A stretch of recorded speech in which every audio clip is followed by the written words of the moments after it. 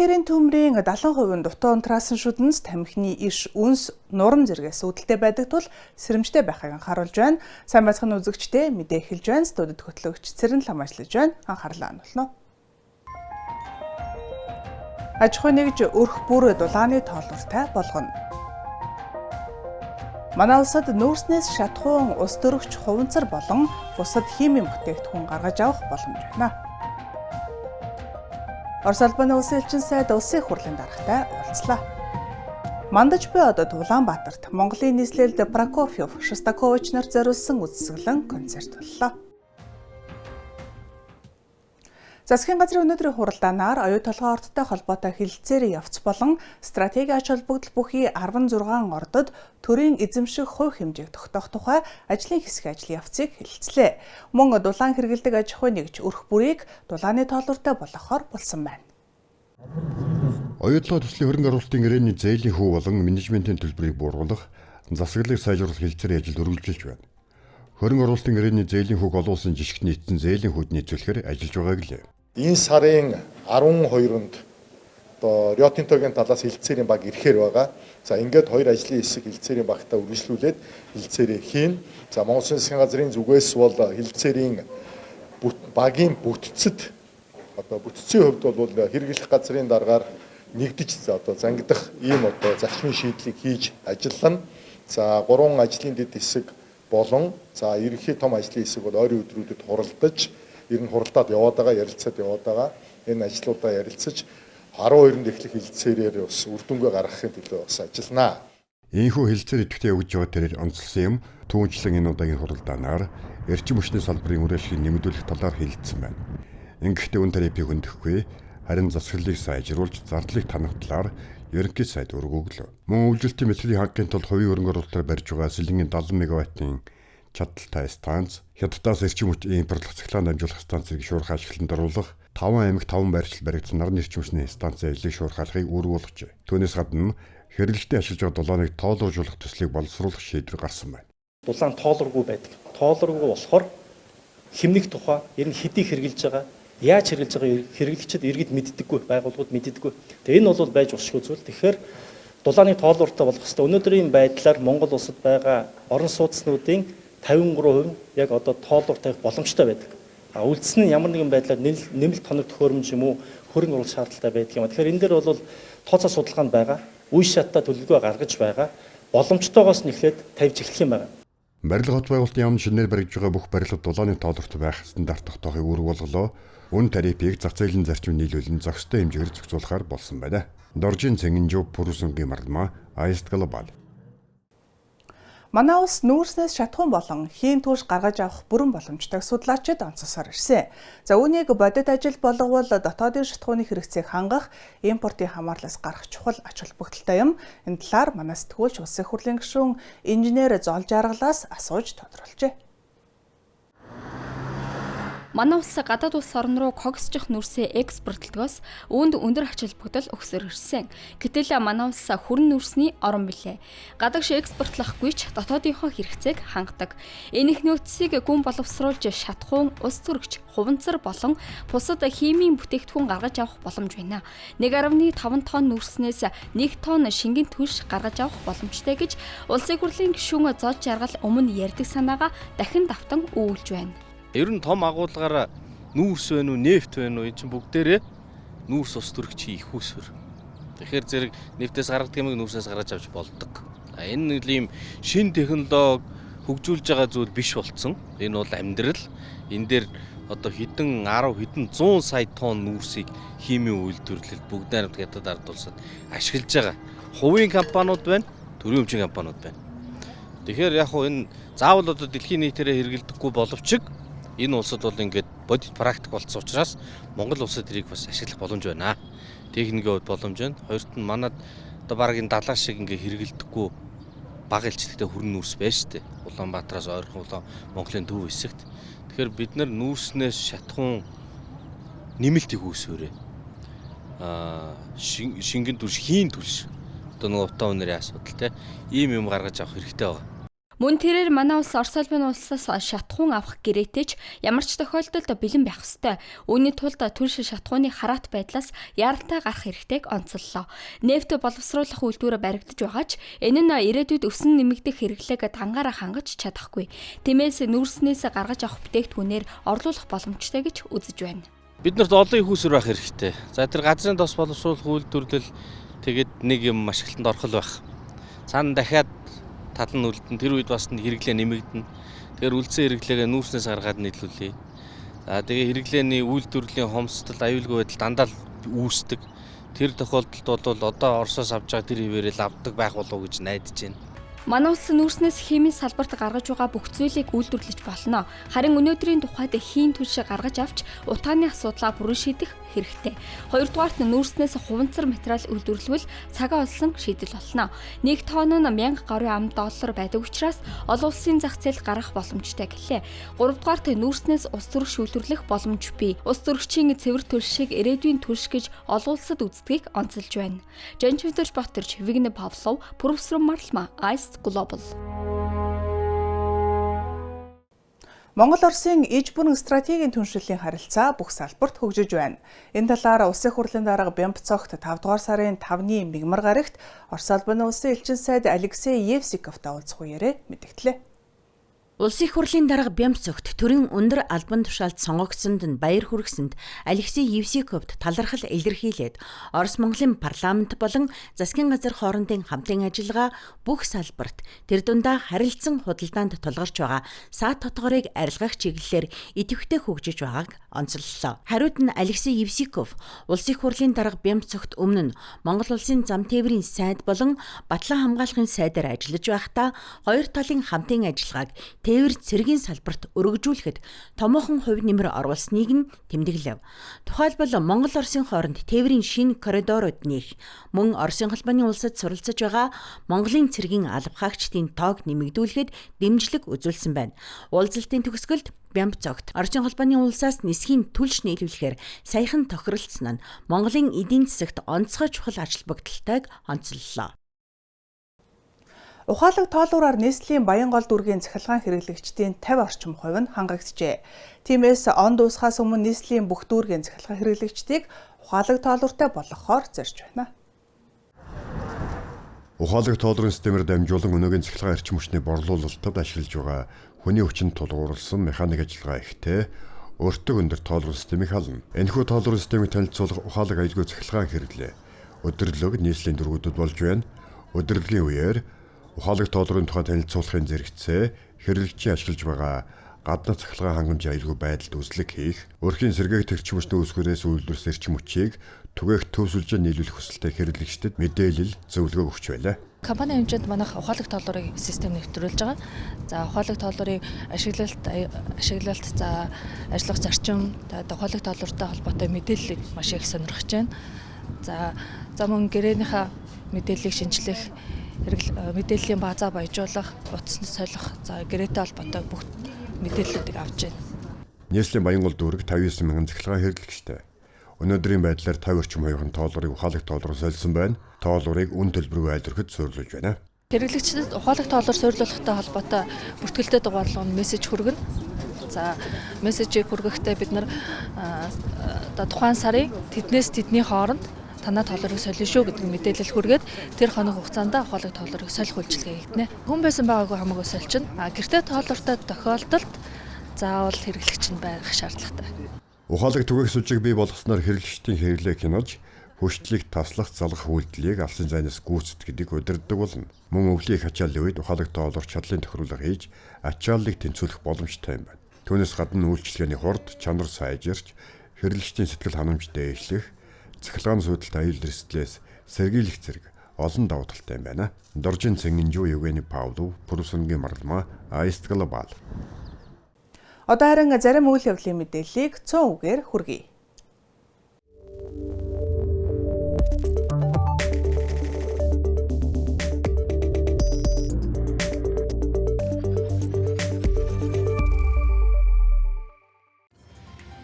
Сүүлийн 3 жилд 21 хүүхэдэд тээврийн хэрэгцэлээ жолоодож, зам тээврийн осол гаргаснаас 6 хүний амнаас хохирч, 8 хүн хүнд, 10 хүн хүндөвтөр, 1 хүнд хөнгөн хохирол учирчээ.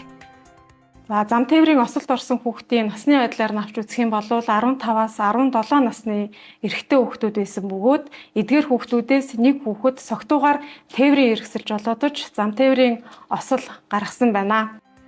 Осол гаргасан хүүхдүүдийн 5-д нь 20 хял оногдуулж, 2-т зорчих эрхийг хязгаарлаж 11 хүүхдийг тэнцсэн байна.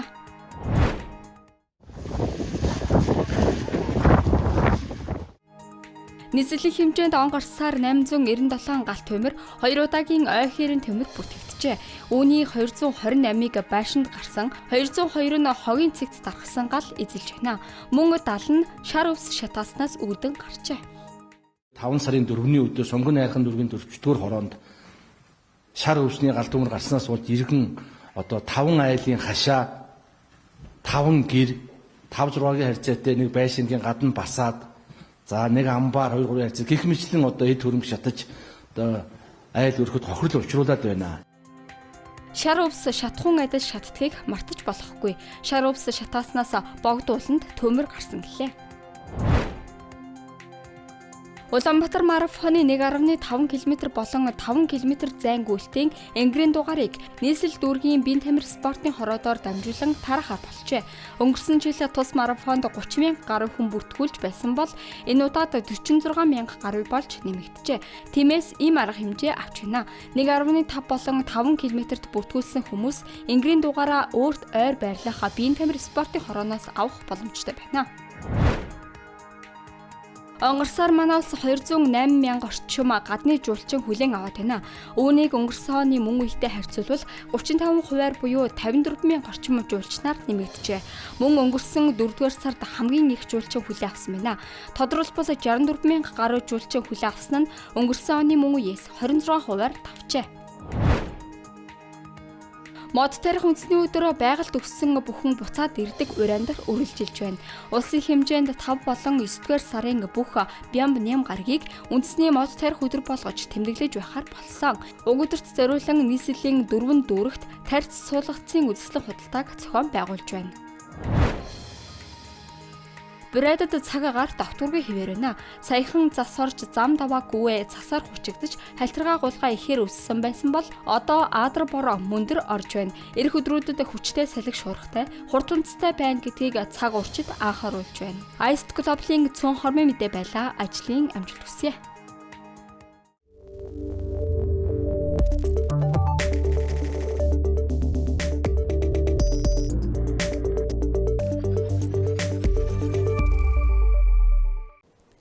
Улаанбаатар дахь Русский домд дэлхийн сонгогдох хөгжмийн 2 суутан болох Сергей Прокофьев, Дмитрий Шостакович нарт зориулсан тоглолт болж үзэсгэлэнч нээгдлээ. Тус арга хэмжээг манай зураг авалтын баг сурвалжллаа.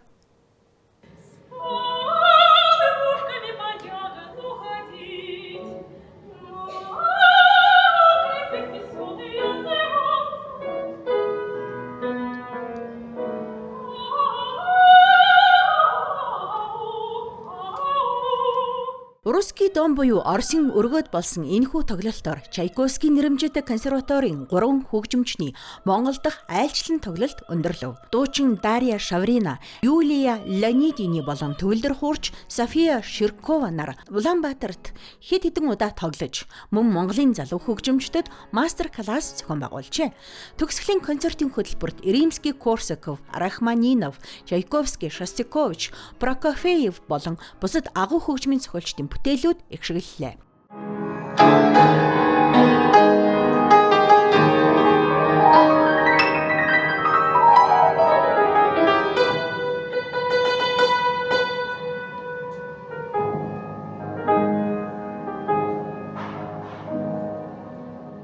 Мөн энэ өдөр Русский домд 20 дугаар зууны агуу хөгжмийн зохиолч Сергей Прокофьев, Дмитрий Шостакович нарт зориулсан үзэсгэлэн нээгдсэн юм.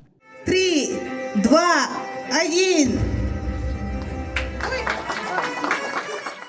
Үзэгсэлэнд Оросын үндэсний хөгжмийн музейн ховор материалуудыг дэлгэсэн бөгөөд самбар дээрх QR кодоор Прокофьев, Шостакович нарын хөгжмийг сонсох боломжтой байлаа. Монголын бүх хөгжим сонирхчдыг Улаанбаатар дахь Русский домд хүрэлцэн ирж Оросын 2 агуу хөгжмийн зохиолчид зориулсан 102 суудан үзэгслэн гүцхийг урьж байна. Мандаж байгаа одод төсөл нь Оросын холбооны улсын гадаад хэргийн яам, Оросын холбооны улсын элчин сайдын яам, Русский мир сан болон Москвагийн консерваторийн дэмжлэгтэйгээр хэрэгжиж байна. Төслийн гол зорилго нь амьд тоглолтоор дамжуулан гадаадын үзэгчдэд Оросын хөгжмийн соёлыг таниулах явдал байсан юм а. Сергей Тучков, профессор Марлма, Iced Global.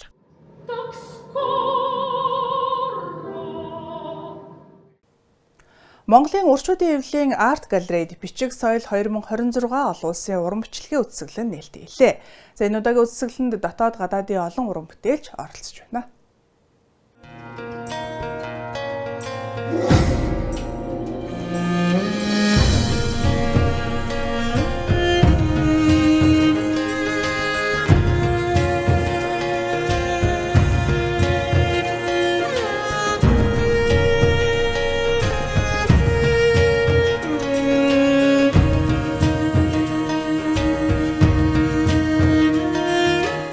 Үндэсний хэл бичиг ёс заншил уламжил үеийг сурталчлах, судлан түгээн дэлгэрүүлэх зорилго бүхий уран бичлэгийн бичиг соёл үзэсгэлэн 17 дахь жилдээ тасралтгүй зохион байгуулагдаж байна. Энэ удаагийн үзэсгэлэнд Улаанбаатар хот болон хөдөө орон нутаг, ерөнхий боловсролын болон ихтэй сургуулийн багш оюутнууд оролцжээ.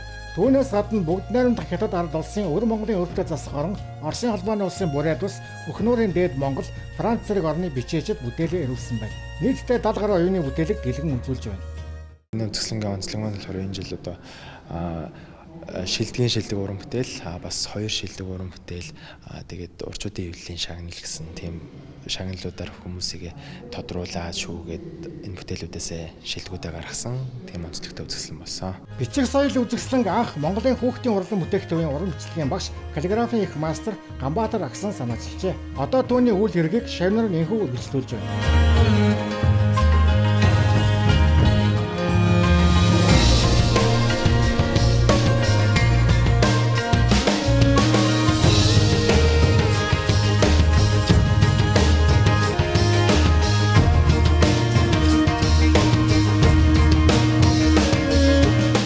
Үзэсгэлэнгийн шилдэг бүтээлийн шагналыг Бямбад олгор ням очоод нар хүртэж олон улсын уран бичгийн үзэсгэлэнгийн шилдэг бүтээлээр уран бичээч гэрэл сайхны бүтээл шалгарчээ.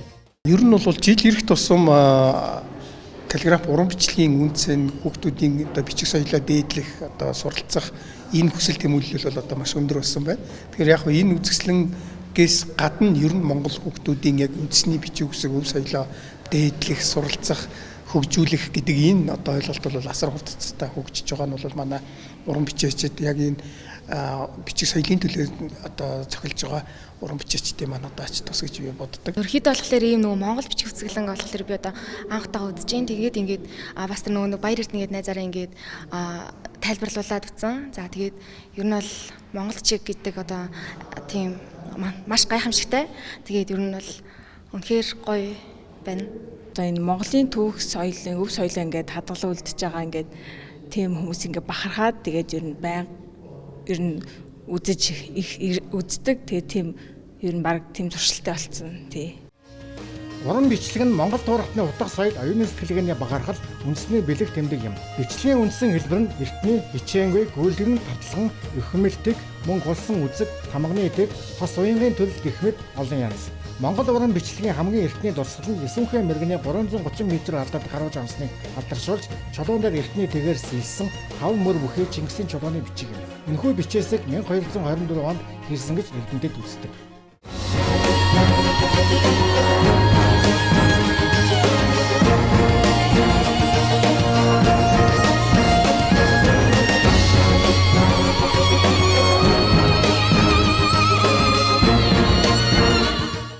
Бичиг соёл 2026 үзэсгэлэн энэ сарын 7-ны дуустал үргэлжлэнэ. Жанчуудаас Баттар, Евгений Павлов, профессор Марлма, Iced Global.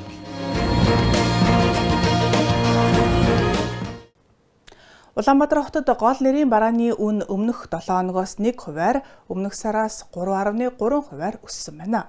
Аймгийн төвүүдэд мөн өсөлттэй гарчээ. Үндэсний статистикийн хорооноос гаргадаг 7 хоногийн мэдээгээр Улаанбаатар хотод хоньны ястай махны үн 2.4%-аар, үхрийн цул болон ястай махны үн 2.1%-аар тус нэмэгджээ. Мөн сонгон 1.3%-аар өссөн байна. Тодорхойлбол 1 кг хоньны ястай мах 26337 төгрөг болж 608 төгрөгөөр, үхрийн мах 30521 төгрөг болж 641 төгрөгөөр, ямааны мах 19626 төгрөг болж 316 төгрөгөөр тус нэмэгдсэн байна. За мөн өндөг 610 төгрөг болж 2 төгрөгөөр нэмэгдсэн байна. Тэгвэл аймгийн төвүүдэд 1 кг хоньны ястай мах 566 төгрөгөөр нэмэгдэж 22689 төгрөг, үхрийн мах 134 төгрөгөөр нэмэгдэж 26338 төгрөг, ямааны мах 627 төгрөгөөр нэмэгдэж 18421 төгрөг тус болжээ. Мөн 1-р зэргийн гурил 3056 төгрөг болж 122 төгрөгөөр, 1 литр сүүд 4970 төгрөг болж 22 төгрөгөөр тус нэмэгдсэн байна. Харин элсэн чихэр, цагаан будаа болон дизель түвшний үн 5-аас 24 төгрөгөөр буурсан байна. Дизель түвшний үн 4707 төгрөг болжээ. Одоо голлох валютын ханшиг танилцуулъя. Америк нэгдсэн улсын доллар бүгд найрамдагтад ард улсын юаны үн тогтвортой байна. Тодорхойлбол 5 дугаар сарын 5-ны өдрийн хаалтын ханшаар доллар 3576 төгрөг 12 мөнгө, юан 523 төгрөг 57 мөнгө байна.